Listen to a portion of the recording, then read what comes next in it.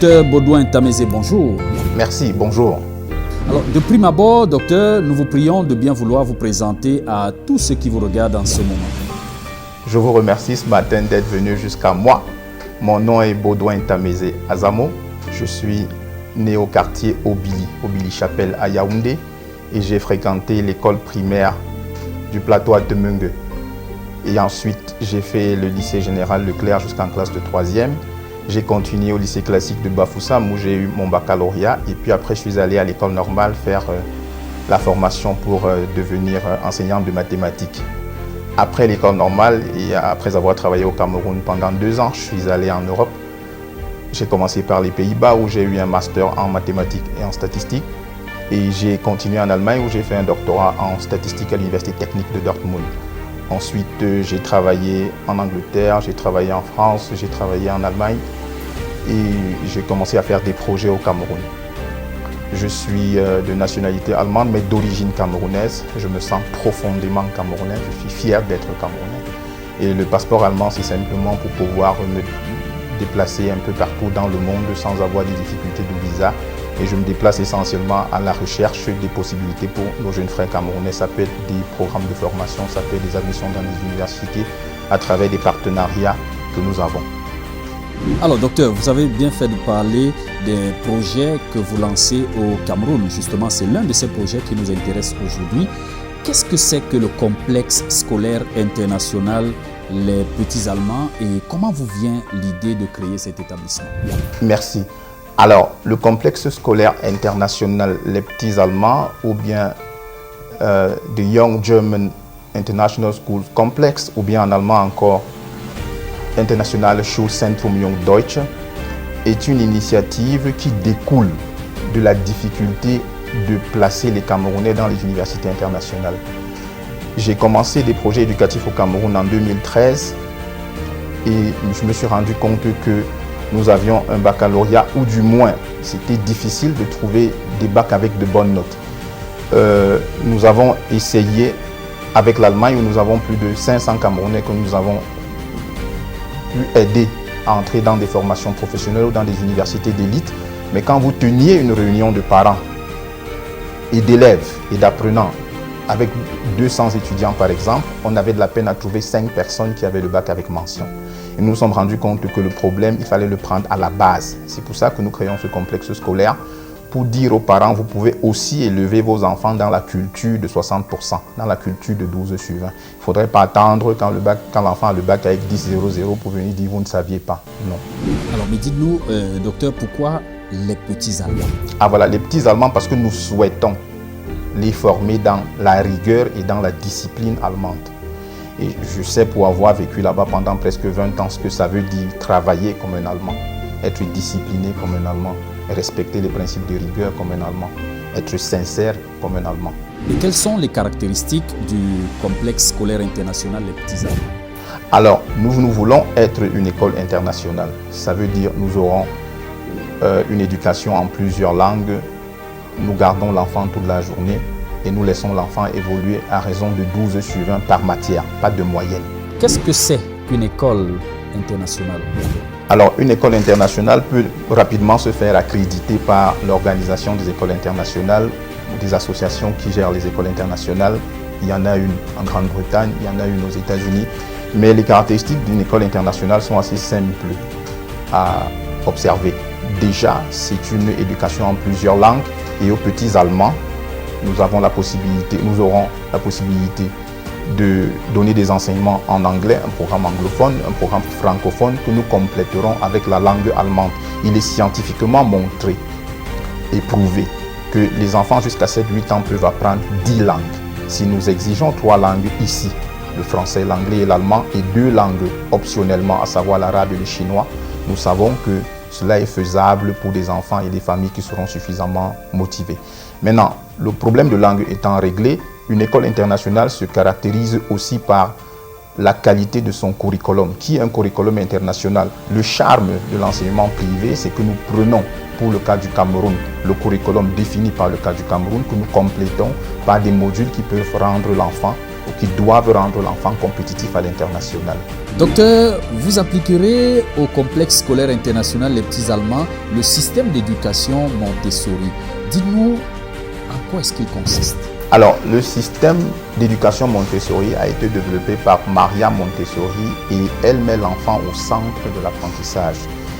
On y retrouve 5 domaines fondamentaux de l'apprentissage. Il y a la vie pratique, il y a le développement sensoriel, il y a les mathématiques, il y a la langue et le langage et il y a la culture.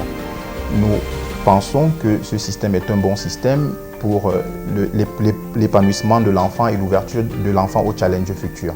Et concrètement, pourquoi avoir fait ce choix au complexe scolaire international Les Petits Allemands? Alors, nous lisons la science, nous lisons les revues scientifiques et les travaux de plusieurs chercheurs dans l'éducation des enfants, surtout dans l'éducation des plus petits, recommandent les méthodes de Montessori. Et en tant qu'école internationale souhaitant former des Camerounais pour la compétition internationale, il était naturel pour nous de nous approcher de cette méthode et de l'appliquer pour nos tout petits. Offrirez-vous des baccalauréats internationaux à ces élèves? Justement, c'est aussi la qualité d'une école internationale de pouvoir offrir des examens de fin d'études secondaires de niveau international. Nous pensons au baccalauréat international anglais, nous pensons au baccalauréat international allemand, nous pensons naturellement aussi au bac camerounais, au DCI et level camerounais. Ceci pourquoi? Parce que pour entrer dans des facultés de médecine ou dans des écoles réputées, si vous avez écrit 3 baccalauréats, il est possible que l'un des 3 ait une note suffisamment convaincante pour permettre à ces universités de vous accepter.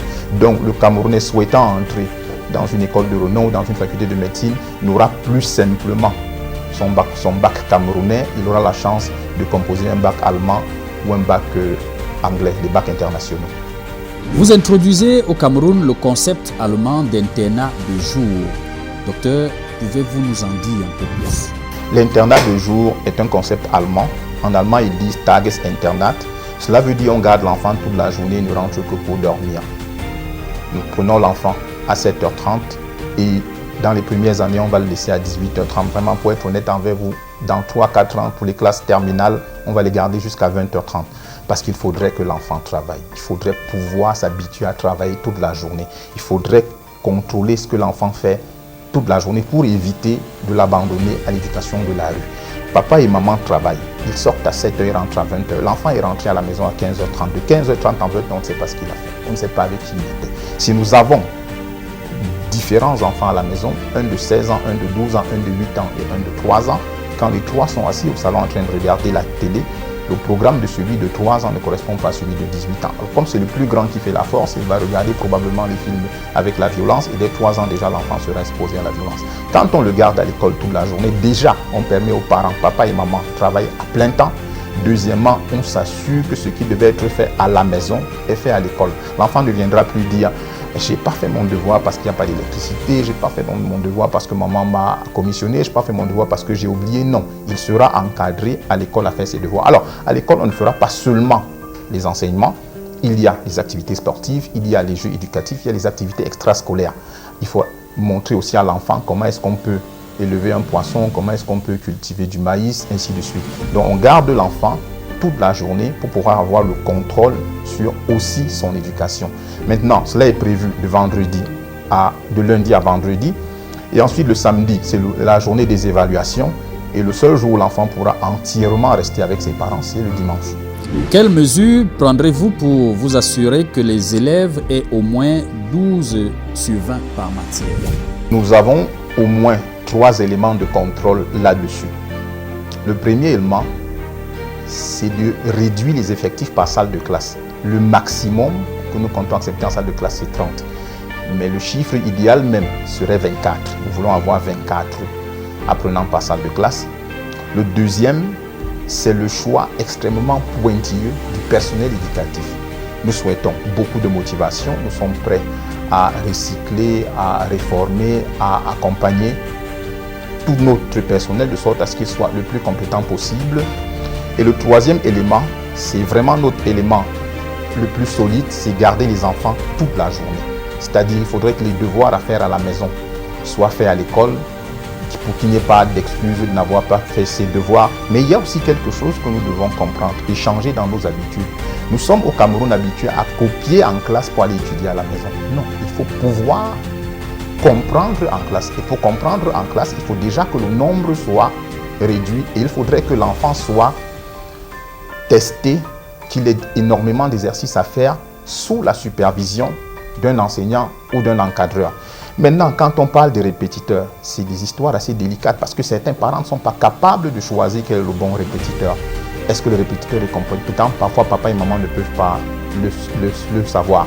Donc, si on encadre l'enfant toute la journée, nous saurons ce que l'enfant a fait et nous pourrons contrôler son évolution.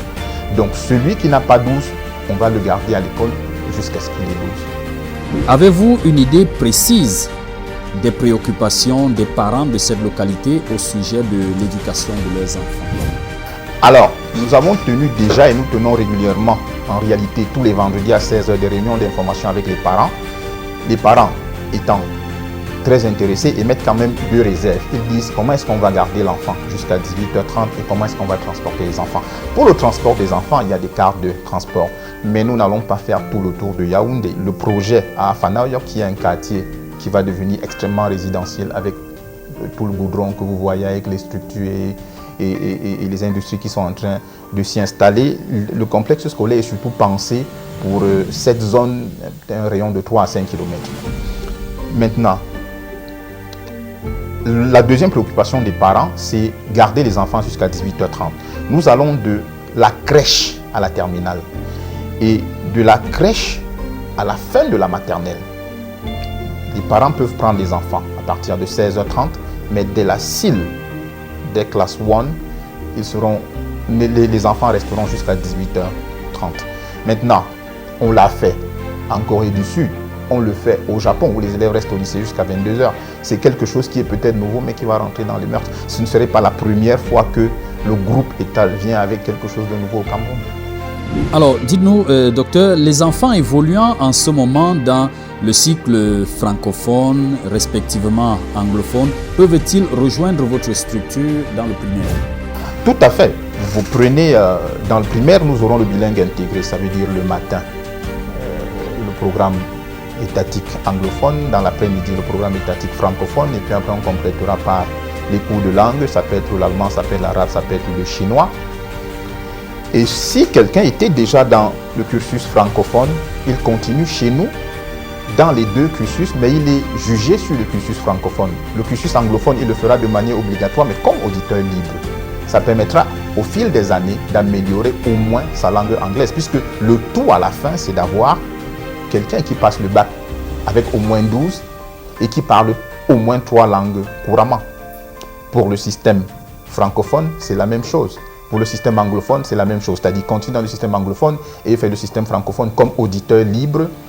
Et avec le temps, son niveau de langue va s'améliorer. Et puis après, on aura le résultat qu'on veut.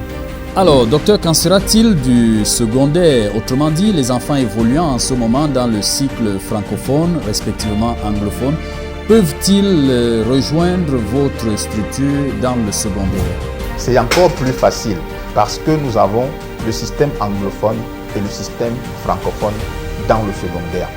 Donc celui qui est francophone continuera dans le système francophone et il aura en addition des heures d'anglais et des heures d'allemand de sorte à pouvoir atteindre le niveau de terminale avec le niveau de langue nécessaire pour pouvoir étudier éventuellement à l'étranger sans perdre plus de temps au Cameroun pour faire les examens de langue nécessaires. La même chose vaut pour les anglophones. Donc il n'y a vraiment pas de souci là-dessus.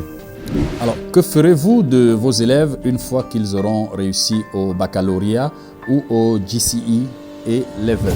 C'est en réalité le but du complexe scolaire, l'objectif du complexe scolaire international des petits Allemands. Il ne faudrait plus qu'on reste dans la situation où on a fini de former un enfant, on lui dit voilà ton bac, au revoir. Non, dès la classe de seconde, il faut déjà avec les parents commencer à se poser la question de savoir qu'est-ce qu'on va faire de l'enfant, comment est-ce qu'on va l'orienter.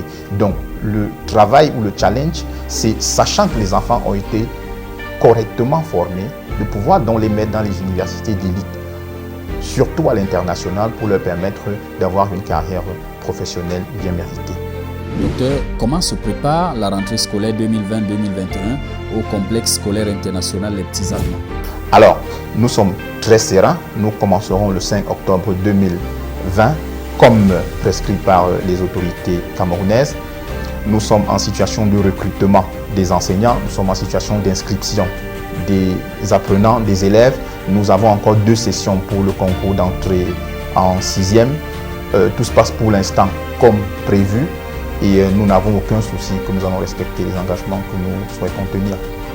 Et quels sont les objectifs visés par le complexe scolaire international Les Petits Allemands au terme de cette première année d'existence?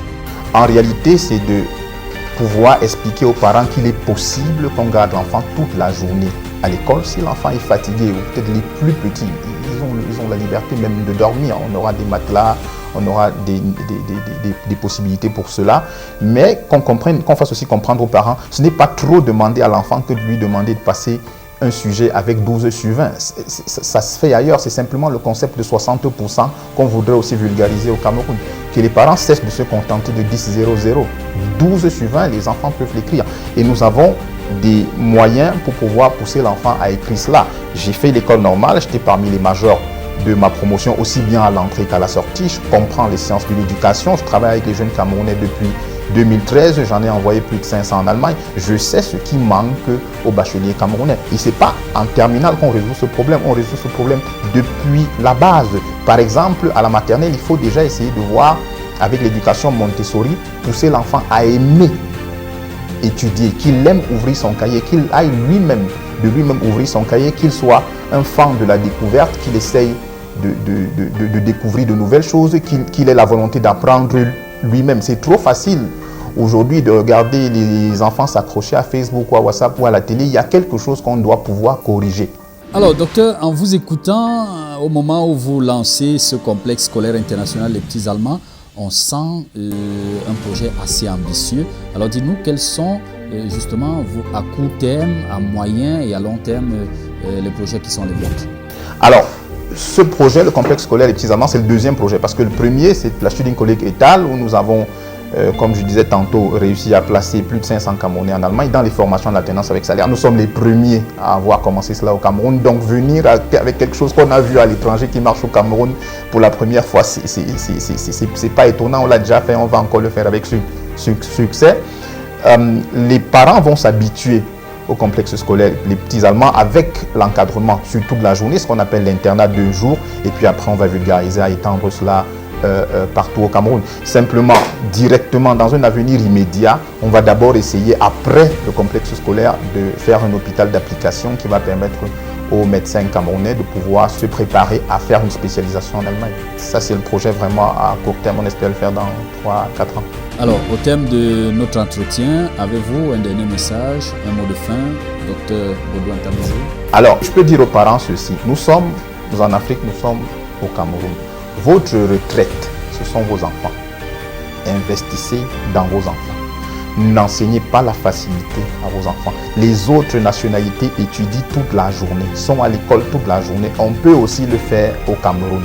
Et puis, les enfants, ils sont malléables. Il y a l'habitude, il y a la volonté de travailler, il y a la motivation. C'est des choses que nous connaissons. Je viens d'une famille de 7. Ma mère est couturière. Si je vous parle de mes frères et sœurs, j'ai un doctorat en statistique. Ma petite sœur enseigne au Canada. Celle qui la suit, ingénieur génie électrique en Allemagne. Celui qui suit ingénieur génie mécanique en Allemagne. Le 5e a fait économie et commerce en Italie. Le 6e est banquier à Londres. La 7e est médecin en Allemagne et en spécialisation ophtalmologie. Mon père nous a appris 3 choses. Mon père qui est même décédé, il nous a appris 3 choses. Le travail et le travail. Vos enfants doivent simplement travailler. On va les y aider. D'accord. Docteur Baudouin Ntameze, merci d'avoir répondu à nos questions. C'est moi qui vous remercie.